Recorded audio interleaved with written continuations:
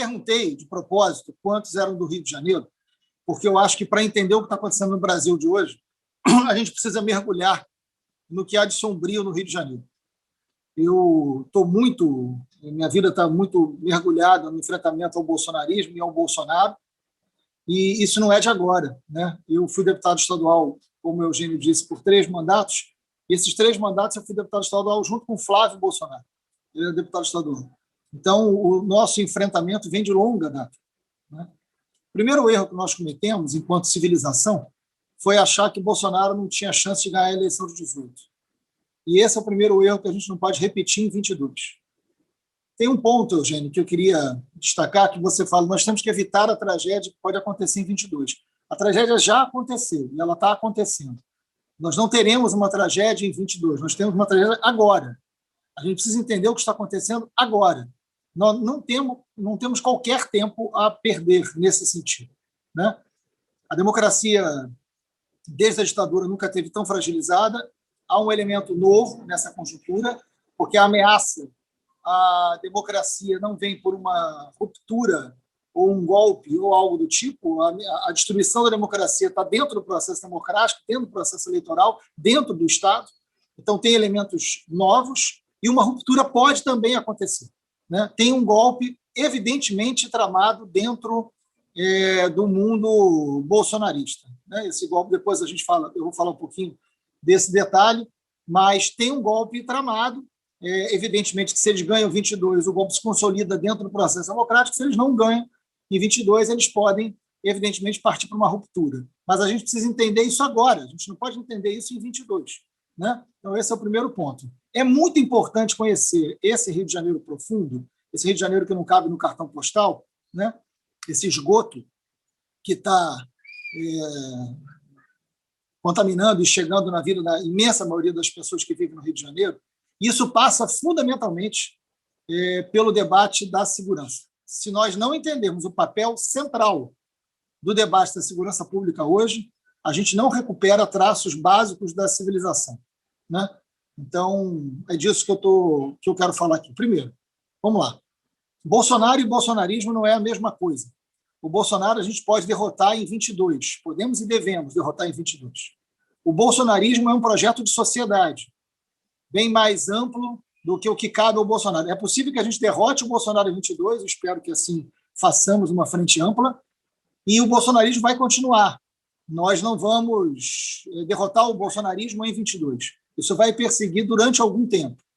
Esse bolsonarismo dialoga com um Brasil muito profundo, que quem é do Rio, evidentemente, tem mais facilidade de conhecer. Esse Brasil escravocrata, esse Brasil patriarcal, esse Brasil machista, esse Brasil justiceiro, esse Brasil que nunca deixou de existir. Que nunca deixou de existir. Há um Brasil profundo que o bolsonarismo destampa, que vem à tona. A gente precisa lidar com isso. E os setores progressistas, eu não vou chamar de esquerda, tá? Os setores progressistas têm muita dificuldade de falar com isso. Tem muita dificuldade de dialogar com esse campo. Porque o bolsonarismo muito rapidamente entendeu que o ódio agrega muito mais do que o amor, né? Evidentemente, ao longo da história da humanidade, o ódio agregou muito mais do que o amor. E ele dialoga com o medo. O Bolsonaro faz política a partir da sensação do medo, que é um sentimento absolutamente potente. E o medo traz, evidentemente, determinadas consequências. E nós, da esquerda, dialogamos com a esperança, com o amor. É bom, mas não tem sido eficiente. A gente precisa dialogar com o medo das pessoas. A gente precisa entender de onde vem o medo das pessoas. Por que o Bolsonaro ganha uma eleição? De onde vem isso? O Bolsonaro foi deputado 30 anos. Ele tomou café durante 30 anos no Congresso sem ninguém sentar na mesa dele. Ninguém conseguia sentar na mesa dele. Ele é um ser absolutamente desprezível e insuportável. Mas ele vira presidente da República, né? Há um diálogo fundamental que a gente tem que fazer entre 2013 e a vitória do Bolsonaro, por mais estapafúrdio que isso possa parecer. E essa é uma grande divergência que eu tenho com o PT, com meus grandes amigos do PT, inclusive com o Haddad, que é um grande amigo, querido, a quem eu tenho enorme respeito. 2013 não pode ser entendido, como o PT entendeu, como uma ação de uma direita orquestrada para tirar o PT do poder. Essa é uma leitura errada do PT. É um equívoco. 2013 foi muito mais amplo do que isso. E o PT não teve habilidade, sabedoria, não teve capacidade de entender, de dialogar e de reverter aquele quadro. Não sei se seria possível, mas agiu muito mal ao não reconhecer a grandeza daquele movimento. Havia uma crise profunda de representatividade, que, evidentemente, não era culpa do PT exclusivamente, mas havia. Havia uma crise muito profunda que pegava a todos. E qual foi a resposta dada em 2013? 2013 tem como pauta original 3 pontos: mobilidade urbana, violência policial e crítica aos mega-eventos. Desde quando essa é uma pauta reacionária conservadora da direita? Não é. Não é. Mas, claro, isso aconteceu no governo do PT. A única resposta em massa que surge em 2013 é a Lava Jato. Daí a sua potência, inclusive. E daí a sua tragédia. 2013 provoca, com a Lava Jato, uma bomba de destruição em massa. A política é destruída completamente. A política como um todo. Quem joga a bomba também morre. Cadê o Aécio? O Centrão conseguiu agora recolocá-lo nas relações exteriores do Congresso, que é sensacional. Melhor que isso, só a Zambelli na Comissão do Meio Ambiente. Mas, enfim, isso... Todos foram destruídos. O que surge como resposta de 2013, depois da Lava Jato, era alguém que estava no subterrâneo. Porque todo mundo que estava na superfície morreu, a política morreu. A política é devastada, como um projeto. E quem ganha, quem surge, é quem estava na superfície, quem estava no esgoto. É quem estava nas profundezas da política, que era Bolsonaro. E que se viabiliza exatamente por isso. E que se viabiliza exatamente por conseguir vir de um lugar onde ele consegue dizer que não era político, de tão brutal, de tão violento. E em que Bolsonaro se baseia para conseguir ter êxito? Fundamentalmente no debate contra a política e no debate da segurança, dialogando com o medo das pessoas. Ele passa a estar materializado ali. Ele materializa o discurso dele.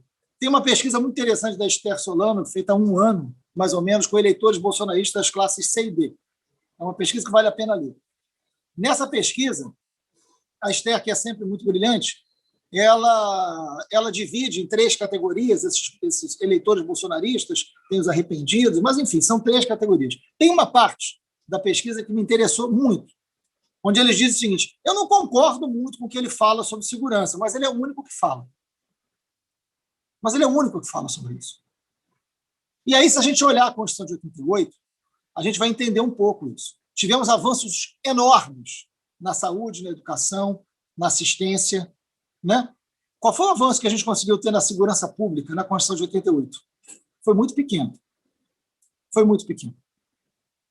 Então, evidente que os maiores avanços da segurança pública, um dos responsáveis está aqui na mesa, que é o Luiz Eduardo, durante o governo do PT. E ele sabe das dificuldades que teve dentro do governo do PT. A esquerda nunca conseguiu colocar como um tema central o debate da segurança. E aí é preciso olhar para esse Rio de Janeiro mais profundo. O que está acontecendo aqui? O Rio é um rio onde se desenvolvem as milícias, onde você tem uma elite de pastores evangélicos absolutamente corruptos, que nada tem a ver com a religiosidade do povo e nem com o povo que é evangélico. Mas você tem uma elite evangélica de lideranças absolutamente corruptas, comprometidas com o que é de pior na política. Isso se concentra no Rio de Janeiro. E é desse Rio de Janeiro, da milícia, dos territórios, dessa podridão religiosa e política misturada, está aí Malafaia, pastor Everaldo e tantos outros, é daí que surge o Bolsonaro. Então, para entender o que é Bolsonaro, é preciso entender esse Rio de Janeiro profundo. É daqui, é dessa relação que nasce essa figura com essas características. É claro que o Bolsonaro caiu essa semana agora, na última pesquisa que a gente teve acesso ontem, mas ele continua com 30% de ótimo e bom. Depois de tudo que fez, tem 30% de ótimo e bom.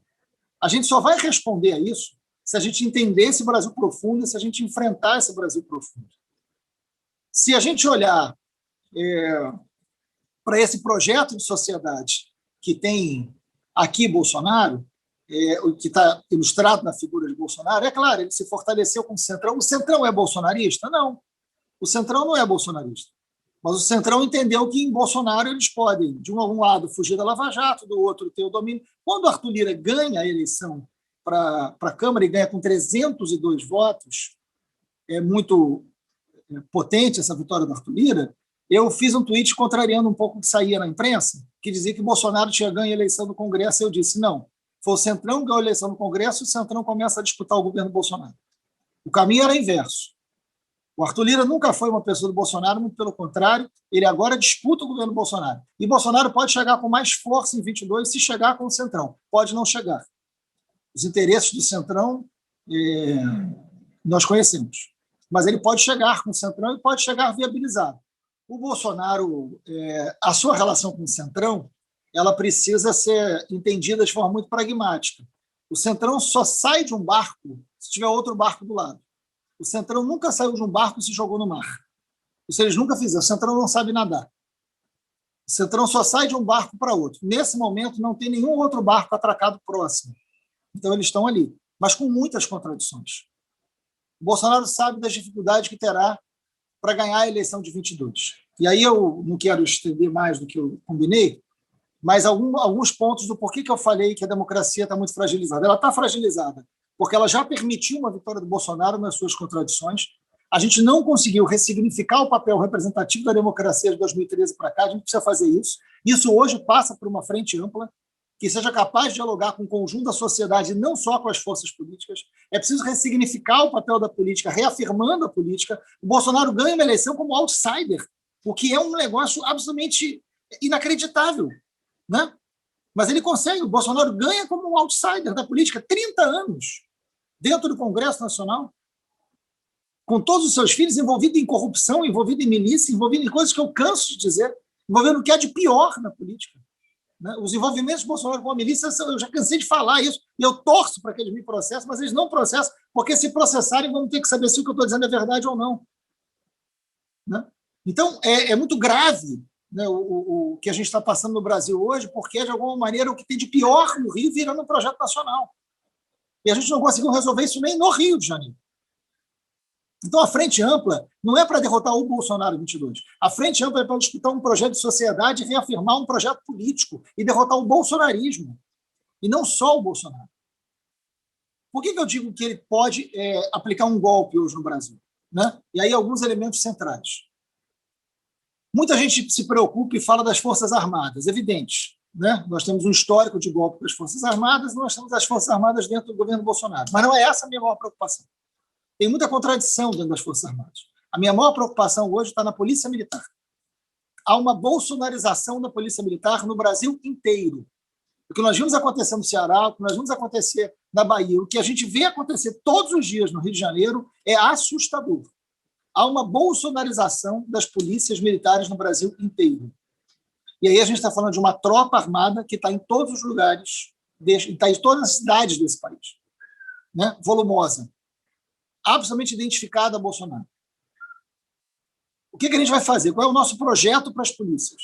Como é que a gente encara isso? Como é que a gente faz isso no Rio de Janeiro, por exemplo? Então, tem um projeto de lei que está tramitando, Luiz, você sabe disso, que tem a relatoria do Capitão Augusto. O Capitão Augusto é um deputado federal eleito por São Paulo, ele é o presidente da bancada da bala, ele é um oficial da Polícia Militar de São Paulo. Ele é o relator desse projeto. Esse projeto, ele é, sem dúvida alguma, a estrutura desse golpe. A gente precisa derrotar esse projeto. Né? E pouca gente sabe que ele existe. Ele cria, por exemplo, a figura de que o comandante da polícia, o comandante-geral da polícia de cada estado, será apresentado pela polícia ao governador numa lista tríplice, será escolhido pelo governador e terá um mandato de 2 anos, que não pode ser retirado de lá. A polícia passa a pertencer à polícia. A polícia não passa mais a pertencer a um governo eleito. A polícia é um corpo em si. Isso também vai valer para os delegados, chefes da Polícia Civil. E ele subordina, em determinadas circunstâncias, a Polícia Militar ao presidente da República.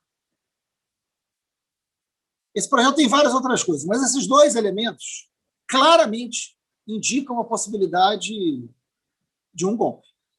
Bolsonaro, quando foi comentar sobre a invasão do parlamento, do Congresso americano, ele disse a seguinte coisa: aqui pode ser muito pior em 22, caso não tenha o voto impresso. O que é a ideia do voto impresso? É um questionamento sobre a validade e a lisura da urna eletrônica, né? Isso ele já faz há muito tempo, mas o voto impresso, eu preciso pensar o seguinte, hoje no Rio de Janeiro, se não entrasse mais nenhuma cocaína ou nenhuma maconha, isso não afetaria o crime em nada. Em nada. Hoje, se nós não tivéssemos mais um ponto de maconha, mas nenhum ponto de cocaína, o crime no Rio não seria afetado em absolutamente nada. Nada. Você pode fechar completamente a entrada de maconha e cocaína aqui. O crime não terá um centavo de prejuízo. Porque o crime no Rio de Janeiro hoje é todo ele baseado em domínio de território. É todo ele baseado em domínio de território. O tráfico é cada vez mais frágil, cada vez mais fraco, e o tráfico adotou economicamente as práticas que eram da milícia. E a milícia tomou conta de todo o Rio de Janeiro. As pesquisas recentes indicam números assustadores. E a milícia, ao contrário das facções do tráfico, todas as facções do tráfico nasceram dentro do cárcere, dentro do sistema penitenciário, no Brasil inteiro. Não há nenhuma facção do tráfico, qualquer lugar do Brasil, que tenha nascido em outro lugar que não seja o cárcere. O que diz muito, né? A milícia não. A milícia nasce no palácio, a milícia nasce dentro dos batalhões. A milícia nasce no domínio de território de um Estado leiloado, não de um Estado paralelo. É de um Estado leiloado. É de um Estado cedido politicamente com interesses e acordos a grupos criminosos que dominam a vida das pessoas. Isso não é um Estado paralelo, é um Estado leiloado. As milícias têm máfias porque têm projeto de poder.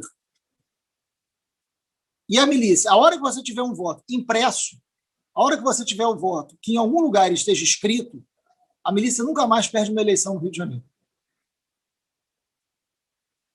E aí esse projeto de território e de crime, na CPI das milícias, de 2008, a gente escreveu a seguinte abertura: crime, polícia e política não se separam mais no Rio de Janeiro. Crime, polícia e política não se separam mais no Rio de Janeiro. E é desta relação de crime, polícia e polícia, crime, polícia e política, que brota Bolsonaro e que se elege presidente da República. Esse projeto pode ser um projeto nacional, onde crime, polícia e política não se separem mais. Então, esse é o desafio da República, do amanhã e de hoje. Você poderia explicar um pouco melhor por que as milícias não perdem mais uma eleição se o voto estiver impresso? É porque ela vai controlar o eleitor? É porque ela vai fraudar de forma sistemática? Qual é a relação dessa sua afirmação com o controle das eleições? A milícia é o único grupo criminoso que transforma o domínio territorial em domínio eleitoral. O tráfico nunca fez isso, o jogo do bicho nunca fez isso, outros grupos nunca fizeram isso. A milícia faz isso porque ela está dentro do Estado, ela tem projeto de poder, né? Então, a milícia, todo dono de milícia é dono de centro social. A milícia domina o transporte, domina o gás, domina a internet, domina todas as atividades econômicas de um lugar. E não são favelas, tá? Estou falando de bairros inteiros.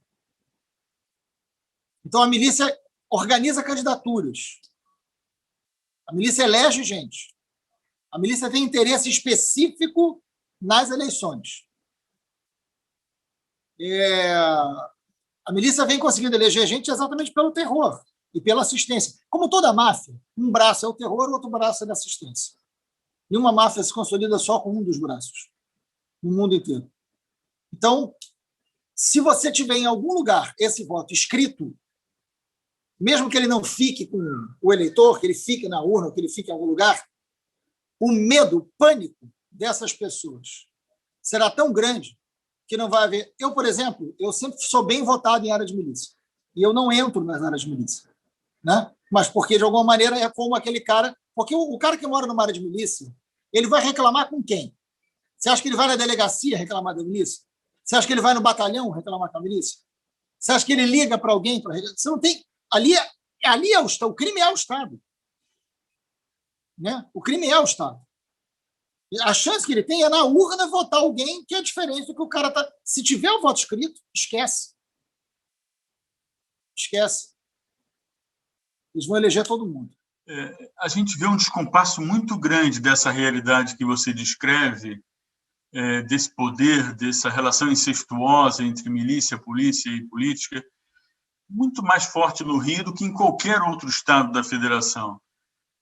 Há realmente é gritante a diferença. Aqui em São Paulo, certamente também há milícias, também há problemas graves nesse sentido. Outros estados do Brasil provavelmente também, mas na magnitude, na envergadura do Rio de Janeiro, eu acho que isso me sugere que talvez, pensando no país, seja necessária uma política específica para enfrentar esse desafio que é do Rio de Janeiro. Posso estar falando uma bobagem diante de especialistas como Luiz Eduardo Soares, mas não sei, certamente as pessoas que vivem aqui em São Paulo, que estão aqui nesse grupo, não têm essa percepção dessa milicianização da vida, né? Aqui em São Paulo em particular, e talvez em outros estados da federação. A democracia ela é curto-prazista, né? A gente tem que resolver emergências como essa que você acabou de descrever, as situações dramáticas do ponto de vista social, diante de uma pandemia, tudo isso é natural, isso não tem como ser diferente. Mas, ao mesmo tempo, observando esse debate em vários países, eu estou muito convencido de que a narrativa da luta democrática vai ter que incorporar e compatibilizar com os desafios de curto prazo os desafios de longo prazo. Não vai ser mais possível não incorporar o longo prazo nas narrativas de luta política democrática. Então, eu queria que você também refletisse conosco um pouco sobre esse imperativo. Eu não vejo futuro para a democracia se a sociedade não discutir, junto com seus problemas mais urgentes, os desafios para as próximas gerações. São Paulo sempre teve um perfil muito mais empresarial do que o Rio de Janeiro, inclusive no crime. Talvez essa seja a principal diferença. Não existe um crime menor em São Paulo. Talvez ele seja um pouco mais organizado do que no Rio. Mas o PCC, aliás, o Bruno Pasmans está aqui, tem 2 livros do Bruno que são extraordinários, né? O livro onde ele fala exatamente sobre o PCC e o recente livro que eu tenho indicado para todo mundo, que é o República das Milícias, né? Que quem quiser aprofundar o que a gente está conversando aqui, vale muito a pena. O crime do Rio, ele tem... Todos os governadores eleitos do Rio recentemente foram presos, né? Aí sempre que eu falo isso, falo assim, não, a Benedita não foi eleita, era vice do Garotinho, mas é verdade, não foi presa e nem passou perto disso. Mas todos os governadores foram presos, né?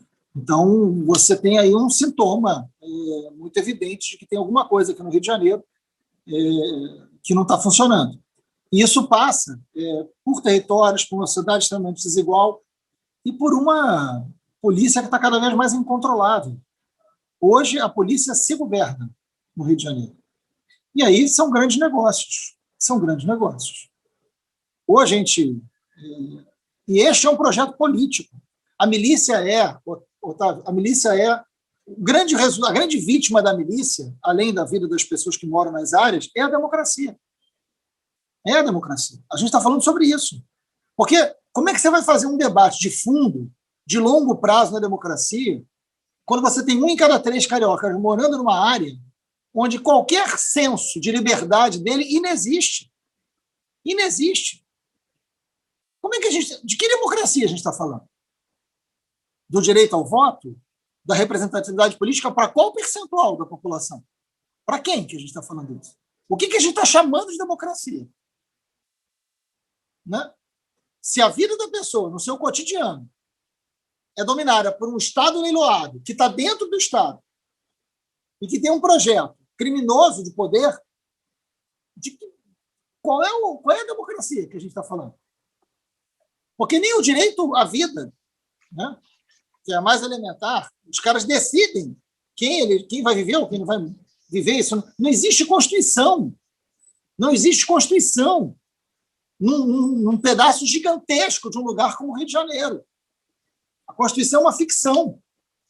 Qual é o debate de democracia que está fazendo? Então, assim, a gente precisa sacudir os nossos companheiros e companheiras para algo muito evidente que está acontecendo. A democracia ela é uma crise, sempre. Né? A democracia não tem um lugar para chegar, não tem um lugar de chegada. A democracia é busca, é aperfeiçoamento, é crise, é tensão. A natureza da democracia é essa. Né? A democracia não é feita para nos satisfazer, a democracia é feita para nos inquietar. Ok, mas não é essa a realidade que o Brasil tem hoje. O Brasil tem hoje, concretamente, uma ruptura da democracia que já acontece sobre a vida de uma quantidade enorme de pessoas e ela pode atingir um projeto nacional. É disso que a gente está falando. Por isso que eu digo que não é só um projeto de poder que passa pelo processo eleitoral, é um projeto de sociedade. Olha o que está acontecendo com as armas, Otávio. Olha o que está acontecendo com as armas hoje. Só para vocês terem uma ideia, em maio do ano passado, a sociedade civil comprou 1,5 milhão de armas. São 2.000 cartuchos por hora. A sociedade. Se você somar todas as polícias, vai dar 1.300.000 cartuchos. A sociedade comprou mais munição do que todas as polícias juntas. Este é um projeto de sociedade. E este não é um projeto de sociedade democrático. É um projeto de sociedade armada, de fanáticos, de rupturas. Isso está em curso, isso não vai acontecer. Né?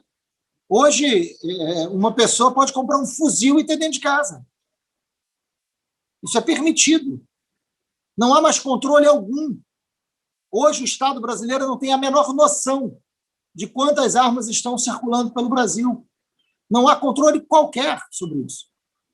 Oficialmente, de cada 10 armas, 6 estão na mão da sociedade civil. E certamente esse número é muito pior. Oficialmente. Então, é uma disputa política de república sobre o modelo de sociedade que a gente está falando. Né? Então, a nossa concepção de democracia hoje passa por quais os instrumentos que nós vamos criar para disputar este modelo de sociedade. Eu não estou falando de uma aliança política para ganhar a eleição. Essa tem que haver. Tem que haver a tal frente ampla que a gente tanto fala, né? Que a gente está há anos falando. Tem que haver a frente ampla para derrotar Bolsonaro. Mas tem que haver uma frente ampla para ressignificar o papel da política e discutir com o conjunto da sociedade qual é o modelo de sociedade que vai se tornar hegemônico, porque isso não está ganho por nós. Essa é a questão central para mim, que te responde, eu acho. Nos anos 80 e 90, a antropologia brasileira, a antropologia urbana brasileira, com pessoas como a Alba Zaluar no Rio, Luiz Fernando Duarte, aqui em São Paulo, Zé Guilherme Magnani, a Cíntia Sarti, no Rio Grande do Sul, a Cláudia Fonseca, eles trouxeram à tona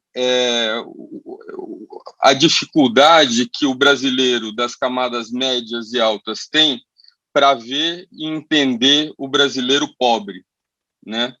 E existe essa impressão de que o brasileiro pobre pensa como o brasileiro de classe média e alta, só que ele tem menos dinheiro, né? Isso afeta a academia, né? O livro da professora Cristina Vidal sobre a oração do traficante, que saiu recentemente, que você deve conhecer, fala sobre isso, a rejeição dentro da academia, a possibilidade de que um traficante seja evangélico, na política e no jornalismo. Esse é um tema que o Preto Zezé traz com frequência aqui, que eu queria te ouvir. Em que medida, ou seja, é nossa essa responsabilidade das pessoas que se colocam no mundo como defensores da justiça social, de desconhecerem, às vezes de uma forma arrogante, o brasileiro das camadas populares. A liderança evangélica e o povo evangélico são diferentes, mas o povo evangélico ainda é a base dura do eleitor bolsonarista. Então, como é que a gente consegue dialogar com esse brasileiro popular, que não é só o evangélico é fachada, é o brasileiro popular conservador, de maneira que essas pessoas passem a ver, junto com a questão da violência, uma possibilidade de votar em alguém que não seja o atual presidente. Eu tenho imensa preocupação com isso e venho falando disso há muito tempo. Né? Há muito tempo. E só uma observação sobre a última fala sua. É verdade que a gente tem que debater, não é o povo evangélico, é o povo pobre. Concordo com você. Mas o fato deles estarem hoje submetidos a essa rede evangélica, isso não é um detalhe, você sabe disso muito melhor do que eu. Porque eles estão submetidos a uma rede de poder também. Muito bem articulada. Muito bem articulada. Há uma rede de poder que, evidentemente, entendeu essas angústias desse povo pobre. O setor progressista e a esquerda sempre foi muito civilizatório ao chegar nos lugares pobres, né? Sempre foi muito catequizador, né? Uma verdade que se leva e as pautas que se impõem. Eu tenho uns 2 anos, mais ou menos, Juliano, que eu venho criando redes de conversa com líderes evangélicos das favelas do Rio. Né? Eu estou fazendo isso há mais de 2 anos. E eu cheguei a conseguir reunir na Cidade de Deus 28 pastores evangélicos, que não são grandes lideranças, mas são líderes locais, 28. E me reuni na Cidade de Deus algumas vezes com eles.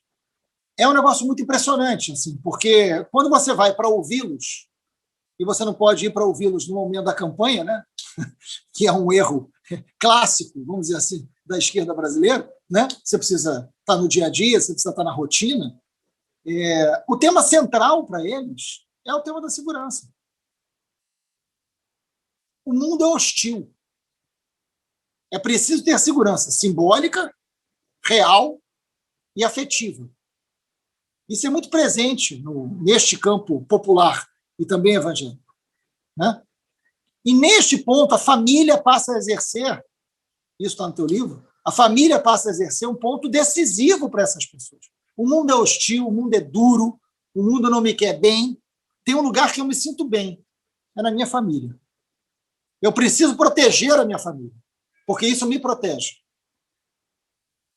E a esquerda tem uma dificuldade gigantesca de olhar para isso e entender isso. E diversas pautas que a esquerda considera importantes, e são importantes, não conseguem dialogar com este sentimento absolutamente primitivo e justo dessa pessoa, que é se sentir protegido.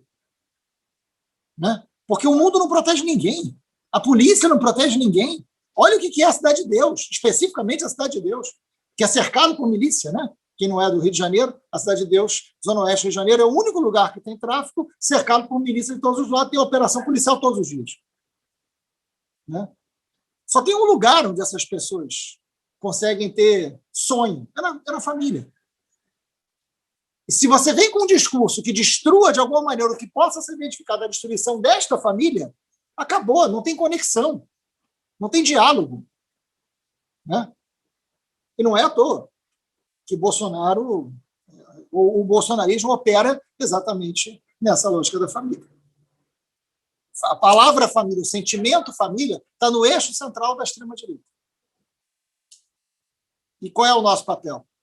Dizer que a gente não gosta, que família é careta, né? Enfim. Se nós não tivermos a capacidade de conectar com o campo evangélico popular, nunca mais a esquerda vai ter projeto popular na vida no Brasil. Esquece. A origem do PT foi na base da Igreja Católica, no trabalho eclesial de base, nos sindicatos e nas universidades. Esta realidade nós não temos mais.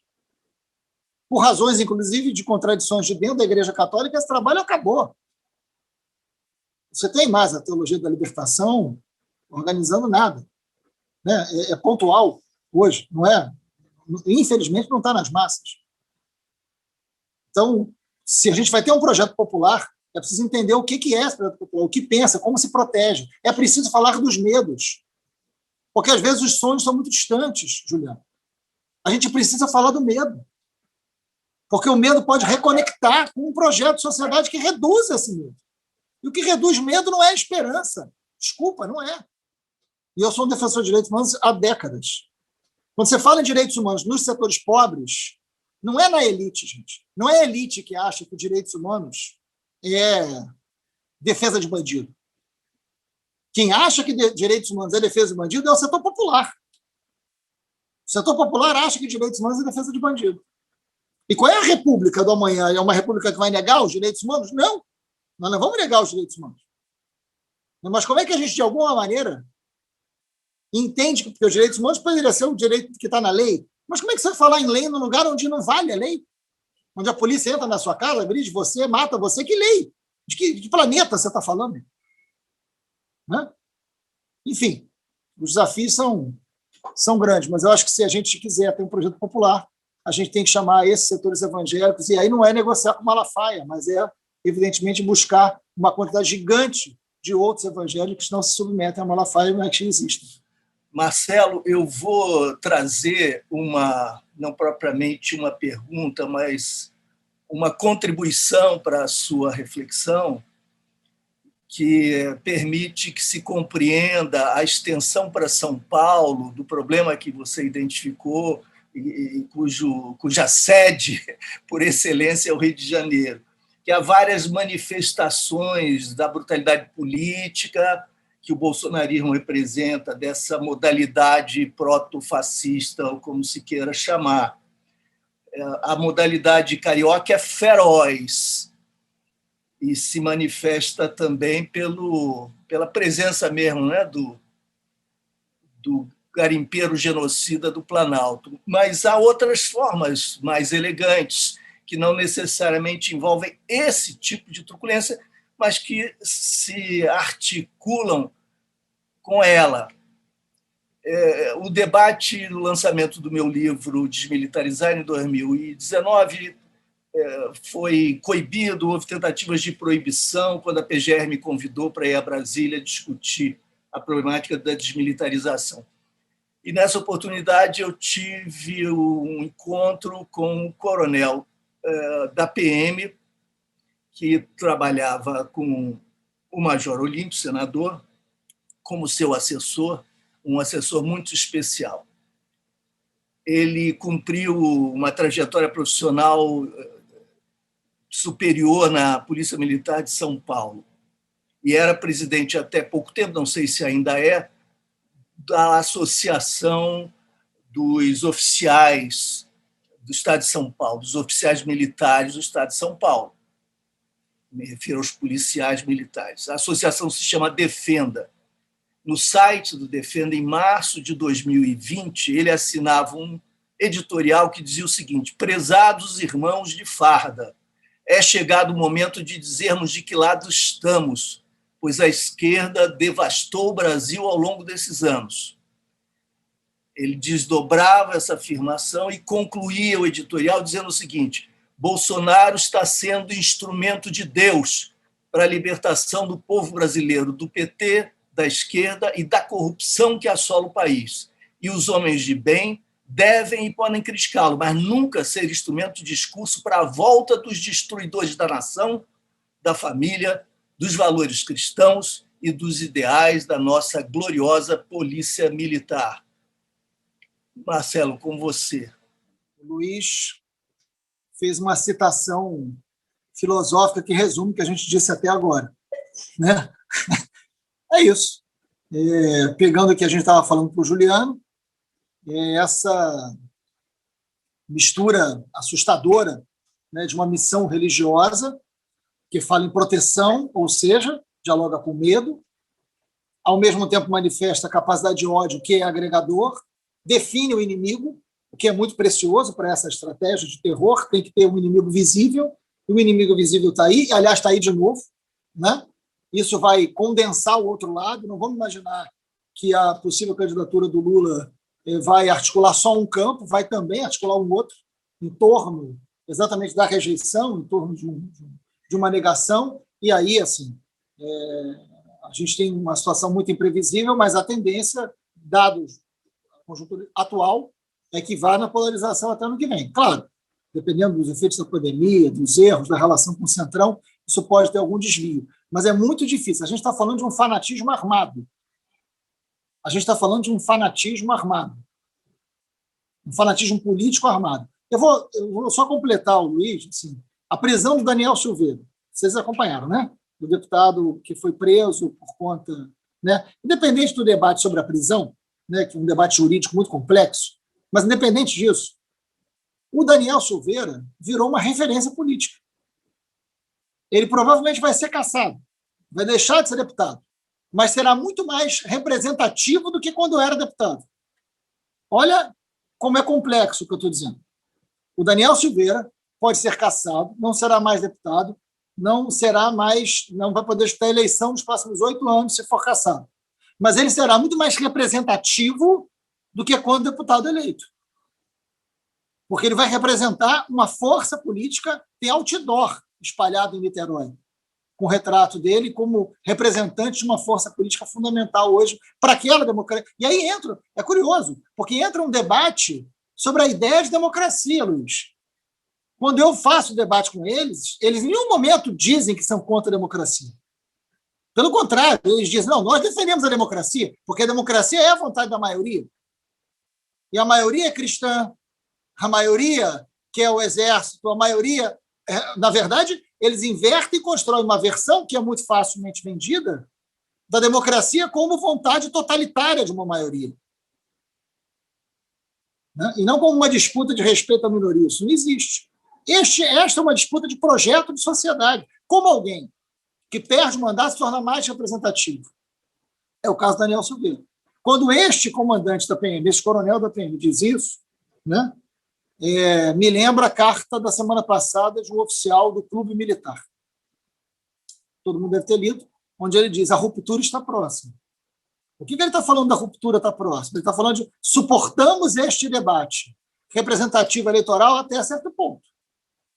Né? Mas vai ou não vai acontecer um golpe? Eu não quero entrar nisso. O que eu estou dizendo é: existe um estado de exceção que hoje toma conta da vida de uma quantidade enorme de pessoas pobres, né? Gigantesca de pessoas pobres, e existe um projeto de estado de exceção para ser hegemônico no Brasil. Isso fica claro na fala do comandante, fica claro no que está acontecendo em Brasília hoje. Essa questão é uma questão antiga. Né? Quem leu o livro lá do Aloy Jupiabe, do Chico Otávio, vê que isso vai se formando lá na década de 60, na associação dos porões com a polícia, com o bicho, na década de 80, quando os porões perdem função, né, isso explode, vem lá a Denise Frossard, nós sabemos desse processo, a Globoplay fez um sucesso terrível agora com o caso do Dr. Castor, né, que é bem ilustrativo. A passagem do Luiz Eduardo pela Secretaria de Segurança como subsecretário, né, quando ele fala que o governador fez o pacto com a banda podre da polícia, isso é final dos anos 90, né, é importante mesmo. Faz 10 anos que toda a minha última aula no meu curso de Sociologia Política eu exibo Tropa de Elite 2, onde está presente ali, eu pelo menos sempre interpretei assim, o alter ego seu e do Luiz Eduardo, estão presentes aí no Tropa de Elite 2. Né? Isso vai se processando, o trabalho os trabalhos que vieram depois, do Bruno, por exemplo, são trabalhos importantíssimos. Veja, nós sabemos que isso existe há décadas. Eu, no final do ano passado, junto com 2 colegas, a gente publicou um livrinho sobre o caso do Espírito Santo, né, do Estado do Espírito Santo. Aliás, o Luiz Eduardo tem um livro muito importante sobre o Espírito Santo também, né, que também deve ser conhecido. E ali, de uma forma ou de outra, o que aconteceu? A sociedade reagiu. OAB, igreja, partidos políticos, uma aliança ali entre PT, MDB, PSB, também se forjou ali. O governo federal foi importante porque mandou instituições agirem ali, formou um grupo importante, né? Não foi uma intervenção, mas foi um grupo de trabalho importante, envolvendo o Ministério Público, Justiça e tudo mais. Nós não teríamos isso hoje. Então, eu estou te dizendo isso tudo pelo seguinte: uma das suas primeiras frases, e que foi música para os meus ouvidos, é quando você fala o seguinte: eu não estou falando só no campo da esquerda, estou falando no campo progressista. Será que não está na hora da gente compreender que esse não é um problema da esquerda? Porque todas as nossas manifestações, isso parece como um problema da esquerda. Não é um problema da esquerda, é um problema da sociedade brasileira. Se a gente coloca isso no campo unicamente da esquerda, pronto, a gente cai numa armadilha. É importante fazer o que, de certa forma, foi feito no Espírito Santo, que é tirar do campo de um setor político e colocar isso como um problema da sociedade. Não é possível que empresários, que intelectuais, que não estão no campo da esquerda não se sensibilizem, porque isso é um grande risco, é um risco enorme. E aí, Freixo, é muito importante que se faça esse trabalho de articulação. porque me parece que no campo da esquerda, se a gente ficar repetindo o sabido, a gente está pregando para convertidos, a gente precisa sair fora desse campo e ter uma perspectiva mais ampla. Isso é um grande desafio para a sociedade como um todo. Eu queria te ouvir a respeito disso, o quanto que isso tem transbordado, porque é necessário que transborde da esquerda. Bom, é isso. O que eu estou falando hoje de frente ampla, claro, a gente tem que ganhar a eleição, mas tem uma espinha hoje de uma frente ampla que é diferente de qualquer outro momento. Essa espinha é a defesa da democracia.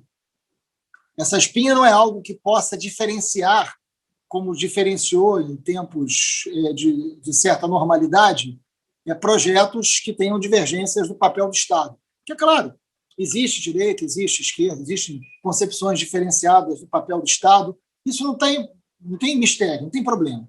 Agora, existe uma outra coisa hoje, que no livro Engenheiros do Caos, né, que é um livro extraordinário, ele diz o seguinte: a extrema-direita mundial hoje é uma mistura da cólera com o algoritmo. E eu achei essa definição extraordinária. É uma mistura da cólera com o algoritmo. Existe uma linguagem hoje que é diferente de qualquer outro tempo. Existem políticas de comunicação de massa e produção de verdade. A verdade hoje, o Juliano vai me entender muito bem, a verdade hoje não corresponde mais aos fatos. Né? O Cazuza estava certo há muitos anos atrás. Né? A verdade hoje ela é o lugar do conforto. Por isso os grupos de Zap são muito mais autênticos e legítimos para boa parte da população do que os jornais. Porque eu vou buscar a verdade que me faz bem. E não se criminaliza a imprensa à toa. Isso é um projeto de poder também, Carlos. A verdade é o lugar do conforto. Eu passei por um episódio muito breve, né, que eu fui acusado, enfim, fake news é igual a feira aqui em casa, né, tem 2 vezes por semana. Então, tinha uma fake news muito violenta contra mim, era muito tosca, eu consegui pegar a prova, mostrei que era mentira e postei em todas as minhas redes. O que eu mais ouvi era a seguinte coisa: ok, esse não foi verdade, mas podia ser. Ora, o que é podia ser? O que é uma verdade que pode ser? É o que ele quer que seja. Não tem a ver com fato. Né? Este elemento nos traz algo que precisa pensar. A disputa de um projeto de sociedade hoje não é só a disputa de um projeto de governo. Eu estou falando isso desde o início aqui. Então, o campo que tem que estar nesta frente ampla é um campo comprometido com a democracia, mesmo que tenham diferenças que possam ser bastante agudas, mas a gente precisa ter maturidade. O que está em jogo agora é algo muito sério, é algo muito profundo, é algo muito violento. Né? O livro do Chico Otávio é extraordinário, ele vai falando dos barões, né, do jogo do bicho, e vai mostrando essa profundidade que vem de décadas para cá. Agora, tem um elemento também central, né? Que é a indiferença que os formadores de opinião e que o poder tem da grande massa do que ela vive. Todo mundo já ouviu falar. A grande vitória que eu acho que nós tivemos na CPI das milícias foi conseguir mostrar que milícia era crime. Eu dei essa entrevista, aí muita gente ficou chocada. Eu falei, porque quando eu fui fazer a CPI das milícias, o que eu mais ouvi para com isso, rapaz. Pelo menos os caras conseguem colocar ordem. Era uma ordem aceitável.